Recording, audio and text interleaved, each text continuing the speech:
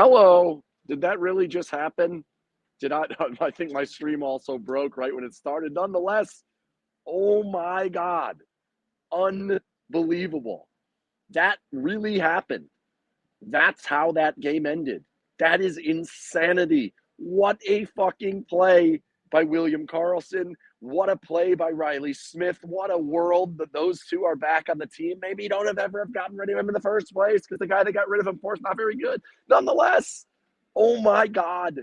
Unreal. Unbelievable. When the puck came out of the zone, they have it. I didn't really feel like they were all that dangerous. I thought the clock's basically dead. We're fine. They push the puck out, and it's like, all right, now it's all the way down the ice. And I'm like, all right, I basically thought we're done. However, I saw Carlsson get on his horse, and I saw the four guys back there that whoa, I thought there's no way we get this through. But Carlsson was on his horse. Carlsson was moving. I'm like, you know what? I think he's getting his stick on this first. So I'm not looking down.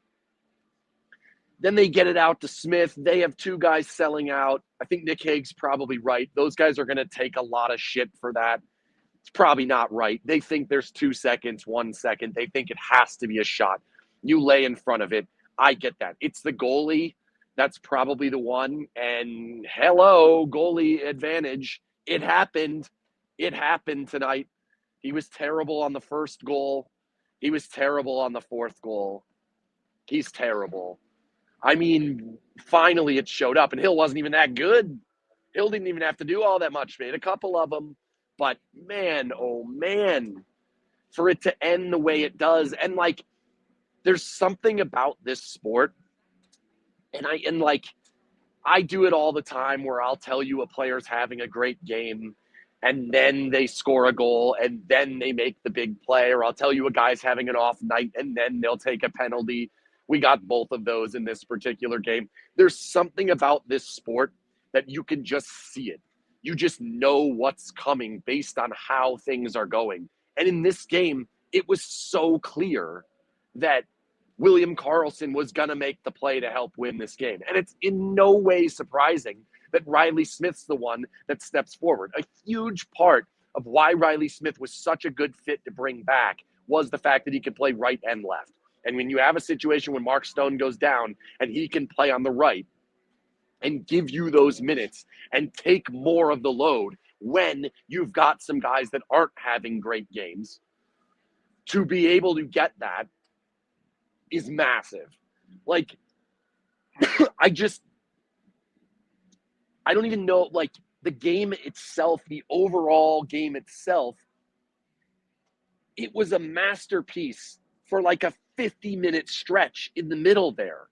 Yeah, they get off to the hot start. Vegas was a little bit late arriving, been a problem all season, potentially could be a problem moving forward. Apparently you want to give up the goal because you just lose. No, Saad was not a healthy scratch. Saad is injured. They called it a upper body injury, I believe. I don't know. I tweeted it out. Either way, after it's 2-0, and really the power play, they get a shot from the high point and Perry gets a stick. Okay, whatever. The penalty killing's been excellent in this series. No question about it. So it's 2-0. From that moment forward, and I tweeted it out, I said, look, the urgency is there. The compete level is there. The give a shit meter from Eichel is insanely high. It's very high from Smith. It's very high from Carlsson. It's very high from Waugh.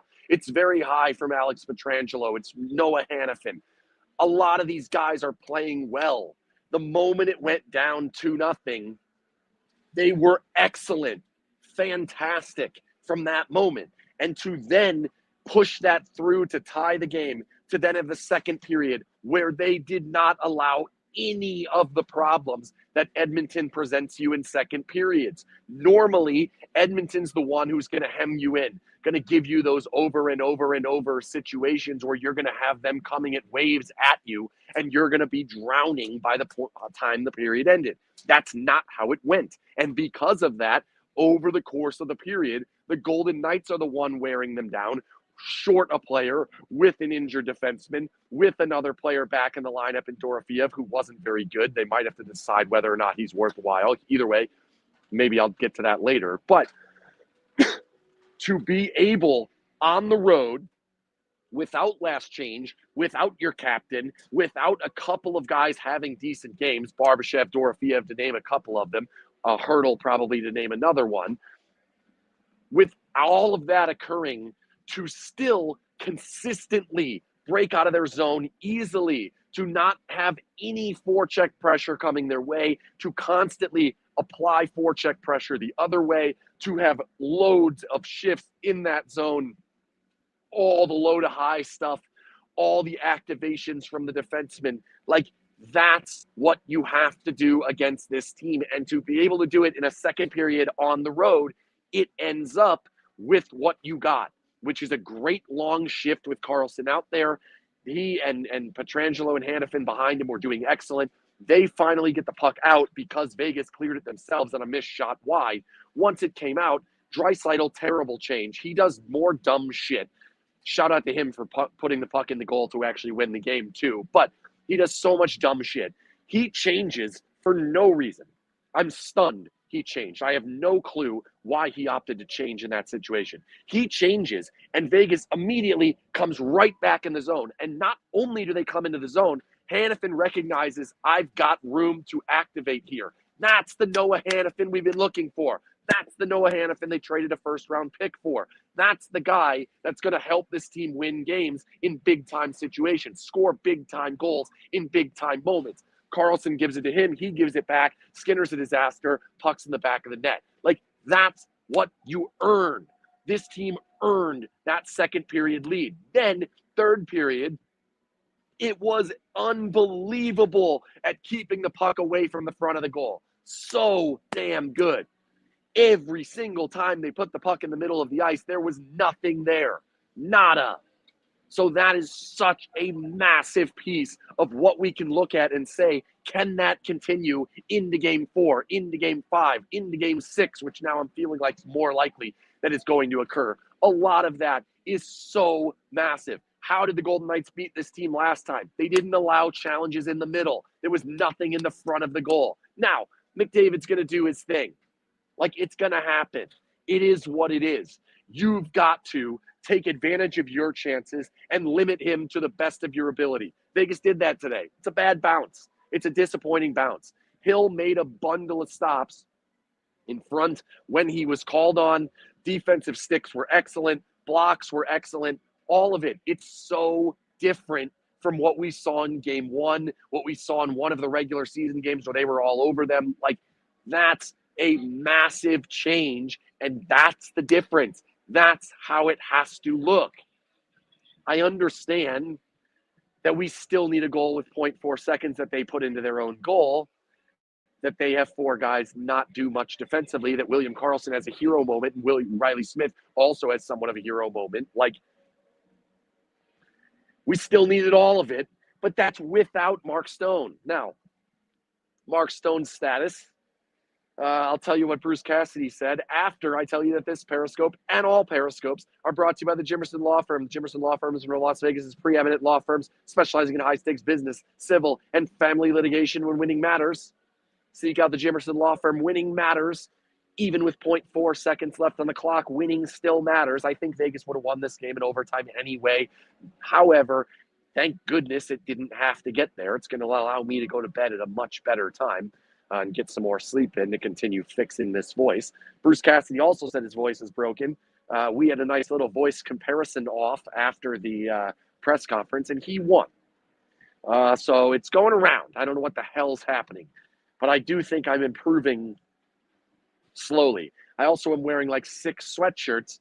One, because that was the only way that they would allow me on the plane. That's actually real. That's not why I'm wearing 6 sweatshirts now. But that is the only reason they would allow me on the plane without paying like some more money for my bag than I would have paid for my ticket. So stupid. Either way, it's freezing in here. It is insane how cold this rink is. I don't know what it is. This rink is unbelievably similar to our rink. So I'll talk about the atmosphere. Everybody wants to know what it was like what was going on in those last 3 minutes. I'll talk about that, but let me start with Stone. So the player responses about Stone were scary. Just the way that they responded of saying it sucks when he goes down. There was not a lot of real uncertainty, I would say. And sometimes they're looking at just this game. They're reacting to just the question that's being asked. I don't go overboard on that, but sometimes you can take some optimism out of some of it where maybe they know that it's not as bad, or maybe sometimes they know it is as bad. And they were highly concerned with Braden too. So I guess we have an example of how it can come back and be better. So that scared me. But then we get to Cassidy, and Cassidy said something along the lines of, day to day, we'll get more information tomorrow, but there's nothing yet that precludes him from playing Monday. So that's a positive, because whatever it was, I'm assuming it's a hand or wrist or something like that. I don't think it's knee to head. I did see a knee to the head or some knee to the shoulder, something like that, but it looked more like it was a hand. And also then he played a couple of shifts afterwards, which indicates he was probably trying it out. To be ruled out in the second period is concerning. Like, I don't like that portion of it. I don't think we have a good enough answer yet. I do think they need him. Like, if he's out for the rest of the series, like, the depth is challenging. It's troublesome. Because I don't know what Saad's going to look like. And if he gets back in there, even if he gets back in there, you now have Saad, Olofsson, and Dorofeev all in there. Like, it's going to be tricky. Hey, they're playing Dancing Queen out there. Well, that's nice of them. I can kind of hear the music. I don't know what's going on the other side of this curtain, but they just turned on Dancing Queen. So apparently they don't know how great it is for William Carlsson to be dominant. They are just celebrating William Carlsson's dominance. Unreal game for William Carlsson. I could argue that's the bet. They turned it off. That's funny. No, they put it back on.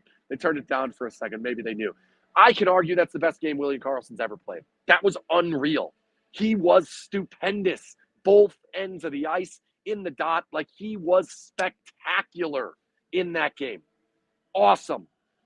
Edmonton avoided it, McDavid and Draisaitl against him.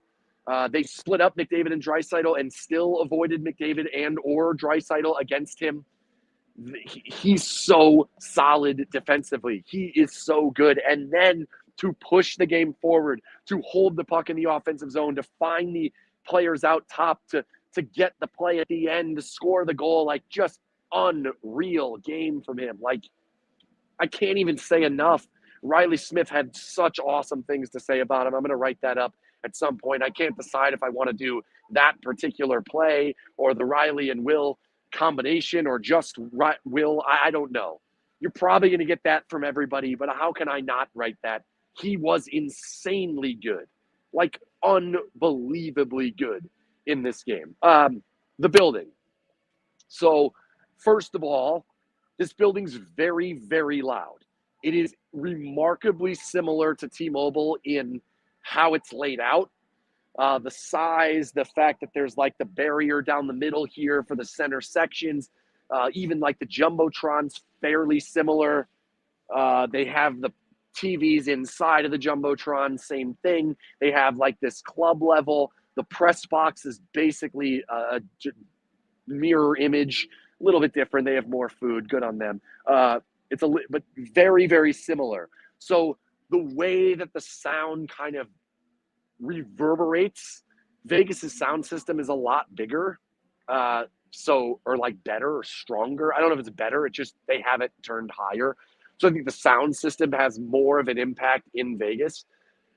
But the noise here is very similar. And in a way, you feel it at T-Mobile Arena a very similar way as you feel it here, which is when things are not going well for the Golden Knights, which isn't that often at home and really isn't that often here either. The silence is almost deafening because of how loud you know it can get and how loud it was right before the game, how loud it was after the first goal, after the second goal, as they started taking control of the game early. Like, it was nuts. Then for a long period there, it really slowed down. It really kind of grinded to a halt. And there's, the occasional go Oilers chance or whatever. You got some of it, but it really started to feel like that benefit disappeared. Now they score the goal, and it's right back. They're playing Chumbawamba. Can't get knocked down. I don't know. Tub thumping. I don't know the words. I probably do know the words, but they're playing that song. Everybody feels like here comes comeback win 7. We've done it again and overcome it. Like, that's what they're feeling. That's where they're at. The puck goes in deep. The building's still kind of rocking to a degree. Once Carlsson put it out front, it's deathly silent. Like, it's gone. There's nothing. He moves it over to the side. Smith shoots it at the goal. Everyone in the building waved it off immediately. Refs, everything waved it off. So there was like a deep breath, right? There was a little bit of a sigh of relief. Then what we saw, and what I'm sure everyone around saw, was the Golden Knights have TVs on the floor. This is common in every single NHL bench. There are TVs. So like there's the boards, there's some space, there's a bench. There are then TVs behind the bench at like an angle so that you can see up. And if you're on the bench, you can look over and see them. And then there's a step for the coaches to stand on. The video guy controls the TVs down at their feet. He immediately rolled it back. And within 10 seconds, the Golden Knights all see it and they all celebrate. So we all find out based on that, and they're not going to be wrong. I didn't watch the replay. I didn't watch the review. I didn't watch any of that because we're done. Game's over. The Golden Knights have won. Once I saw that, it was over. At that moment, there was not a lot of getting up and leaving. There was just stunned silence. Like, just, I can't believe that happened. And I think Draisaitl had it. Obviously, anyone else on the ice, Kulak, Nurse, they all had it. McDavid's out there.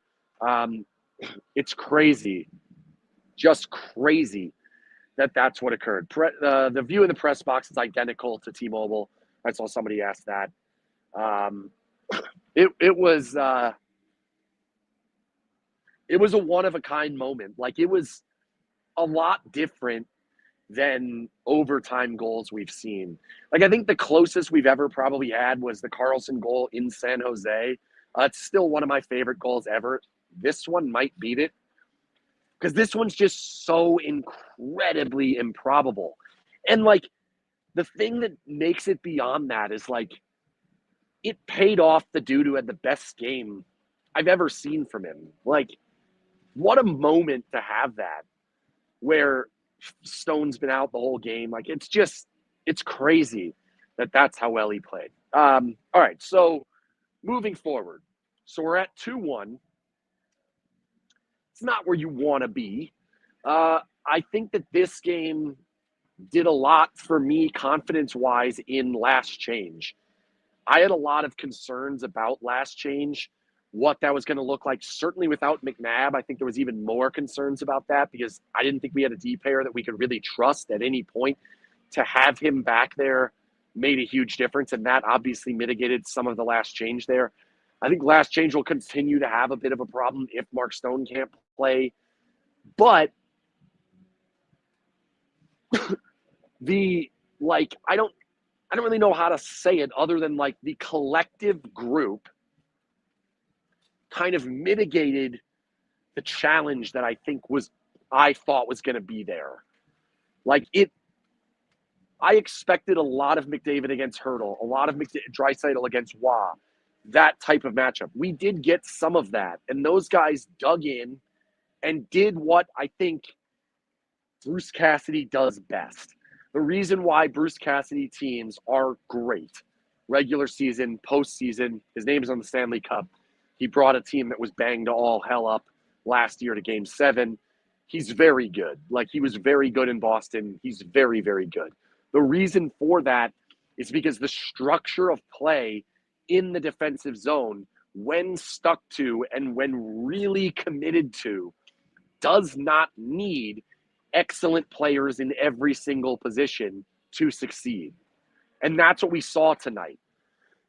Some of the matchups were a problem. Some of the matchups looked like they were going to be an issue, and they weren't, right?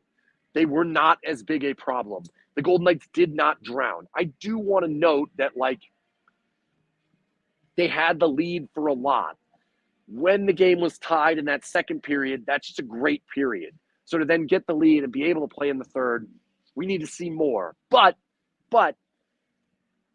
I had massive concerns. And my thought was like, all right, they need to win 4 out of 5. 3 of the games are here. That's going to be tricky. Like, that's going to be tough. To get one and get it in a way that not only do they get the actual win, to make it now they need 3 out of 4. Okay, we can still, that's a lot, but it's doable. It's definitely doable. To do it without getting, like, needing help, I guess I would say. Like, I understand that they scored with 0.4 seconds and it was tied and we were almost going to overtime. I get it. I get it. They lost special teams battle, first time all series. Every single team that's won the special teams battle has lost the game. Every single team that has won the special teams battle, in my opinion, has been worse at 5-on-5 than the other one. I know some people like the game 2 for the Golden Knights a little bit better. I'm up in the air on that one. But to be able to come in here and play that pack-it-in style of defense where they are not getting entries through the middle. Like, a lot of what we saw and what were some of the things that made me feel really good in that Minnesota series was, like, Vegas was finding speed and getting into the zone on the outsides. There was never entries up the middle. And Cassidy said, we do that a lot as well defensively. That's what we saw today. And they weren't getting the speed along the outsides. They were trying to find ways through the middle. They were getting it to stop guys inside. They were not doing a lot of getting great controlled entries. And that's why usually by the time everyone got across the line, even if they were able to get the puck back, Vegas had enough inside of the middle of the ice, enough sticks, enough bodies inside of the house that it wasn't dangerous all that often. The fact that that occurred gives you a lot more to look back on the last game and say there were some pieces of that inside of the last game that helped the Golden Knights get back into that game. That's where, like, I don't think we're in a position where, like, the Golden Knights are now, like, in control or in a great position. I'm not there yet. They still are down 2-1. They still have effectively a must-win game in the next one. You come back 3-1, it's a problem. But obviously they're in a better spot than they would have been if they lost the game. We know that. That doesn't even need saying. But it's the style of game. It's the challenges McDavid has had. It's the challenges Draisaitl has had. It's the challenges Bouchard has had. Despite having an excellent series, he can't find a lot of space and a lot of time to activate. He's not getting those shots from the high point. Like, they're not getting a lot of what they rely on. And I think as we move forward, depth will continue to be a question. Today we got it. Smith scores, twice. Carlsson scores 1. That's not depth, but okay. And then Wah gets the other one. Kolazar, the awesome play on Draisaitl. Like, that occurring gives you more hope, gives you more goodwill, gives you more belief and feel that, like, it can go the right way. There is a chance that more games can look like this. And if Vegas doesn't drop into the 2-goal hole, that they can get out to leads and hold leads and push leads forward, because these guys are going to take more chances. These guys are going to make more mistakes. That's the style of game that they like to play. I do feel a hell of a lot more confident. And I know, like, I'm well aware that, like, you guys watch me for 82 games, and I basically draw nothing from any game at any point over 82. And then we get to the postseason, and it's like every single game is the end of the world or the greatest thing ever. I know that that's how it goes, but that's kind of how this sport works. Like, that's the way it tends to go. And to have now the game that got away, I felt like, They were good against McDavid. They were good against Draisaitl. They won the special teams battle at home. They had the game pushed into overtime. Number of chances up at the beginning. There's an injured goalie in the goal. Like, to not win that game, I still think there's a legitimate probability, maybe a high one, that we look back and say, man, that second game was the one. Like, this is a 3-3 series and there's a toss-up game and we didn't get that one. I still think that's possible. And maybe I change my mind on that and start looking at it like the Colorado game 2 of a couple years ago, 4 years ago, where that game, Vegas had a great game, lost it, but you started to see the building blocks. I didn't see the building blocks the same way in that game as I did that Colorado game, but what they were able to build on today is great. I do think there is a heavy concern for Mark Stone. There is a heavy concern for, like, some of the winger depth. Like, some of it stepped up today. Some of it was much better today. Riley Smith obviously jumps to the forefront in that. Like, Tanner Pearson, I thought, had a pretty good game for all things considered. Olofsson, Dorofeev, Barbashev, like, not great. And their depth had probably their worst game of the series. Arvidsson, Frederick, those types of guys, Podkolzin, they were not as good. So is that Vegas forcing that? Is that the ebbs and flows of a series? Time will probably tell us on that. 2-1's not where you want to be. You still have a road game. They're still very good here. It's the first time they've lost at home. Golden Knights have only lost on the road once. They have yet to have a game where they've gone start to finish with the lead. That's probably coming at some point. And I don't like to do all of the probability stuff, but, like, once Vegas got to 3, Edmonton's probably not going to come back for a 7th time in a row. Vegas is probably not going to lose when they score 3 very often. So I felt like it was there. They get the cheapy goal that goes in off of McNabb's boot or skate or whatever. I don't know. Not worried about it anymore. And now you're like, uh-oh, did it all go to waste again? Is this just not this team's year? Like, I'm not there. Like, I wasn't there after last game. I wasn't ready to tell you that this team's dead. I wasn't ready to say, like, they're just going to go into a shell and die. And even if you tell me Mark Stone's not playing next game, I do not expect them to die. Like, I just don't. I think this team is going to find ways to keep giving it everything. In that, like, will it be enough? I don't know. I don't feel the same way about this team today that I felt about the 2023 team after this series was over, certainly into the Dallas series. I would even say I don't feel as good about this team right now as I did after 2 games against Dallas last year. But there's more starting to point in the direction of good things can come if these types of things continue to happen. Jack Eichel, excellent game, doesn't end up doing all that much on the score sheet. Was he even on it? Yeah, he's got an assist. So he does get the 1 assist. But, like, goals are probably coming for Jack Eichel. Like, all of those things, his give-a-shit meter, I sent that tweet out, was ridiculously high.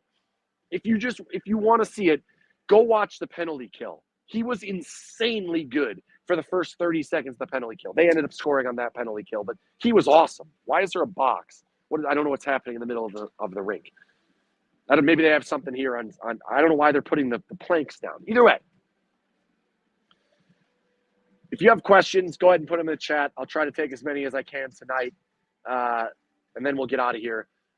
We'll see what we can do tomorrow. My voice is still not fully there, so we're still being a little bit patient to try and give myself a chance here.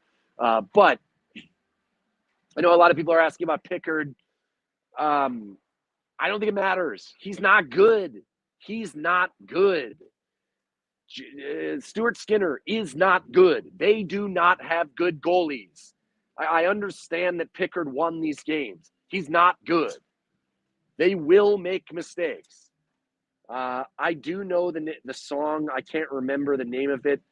Granger tweeted it out. It's by like Alesso and something. I don't. It's got a very generic name. It's not my favorite song, but I don't know. Either way, Hill hasn't been great. Hill has not been great, but the Golden Knights still have the benefit in the goal. I do get a little bit concerned, thank you, Kim, from the fact that, like, Hill's playing a lot of games. How does that look? Somebody asked, what do you do with Dorofeev? Probably let him try and work through it. Is there anything else you really can do? I don't know. I don't know. What's your biggest concern for Game 4, and can they overcome it? Mark Stone, not having him hurts a lot. They will have different ways to pick on the Golden Knights if he's not available. But I would say the bigger concern is, like, Draisaitl's been kind of not great for 2 games in a row. I understand he hits the game-winning goal in both games. Wins one for Vegas, wins one for Edmonton. But maybe my concern would be maybe he has a little bit better of a game. I don't know. Any idea off the top of your head what the previous latest franchise go-ahead goal was? I do not know that. However, I have something pulled up that maybe we can find it. Let's see if I can pull this up. NHL records. It's not even close to this. I do think it's fairly late, but I don't think it's anything close to that one. Man. Skater records, latest go-ahead goal. Team. Let me see if I can find a Vegas in this. Hang on. No Vegas in the top 50. Let me mark it up to 100. No Vegas in the top 100. So they do not have a goal in the last minute of a playoff game. I can confirm that one. A go-ahead goal in the last minute. What's your opinion on the passing? It seemed like they were connecting the best. Yeah. I think that, like, puck support was really good today. I thought when the passes were off, they were able to get there, be there behind them. I don't think I would say I noticed the passing was way better than any of the other games in the past. But, yeah, I mean, the bigger part to me is puck support. When the passes weren't perfectly online, it went a long way. Let me get to this super chat. Let me find it. Well, I guess I'll take that one. Can you talk about Hurdle not getting on the score sheet in Game 3, and is he due? He had a couple of chances. He smashed his stick and hit the trainer in the face. That's not great. I don't think he's doing enough holding the puck in the offensive zone. Like, when he's at his best, we're getting a lot more holding the puck in the offensive zone, and I just don't know that we're getting that at the moment. So I'd like to see more out of him. I'm not 100% convinced he's a line driver in a postseason series.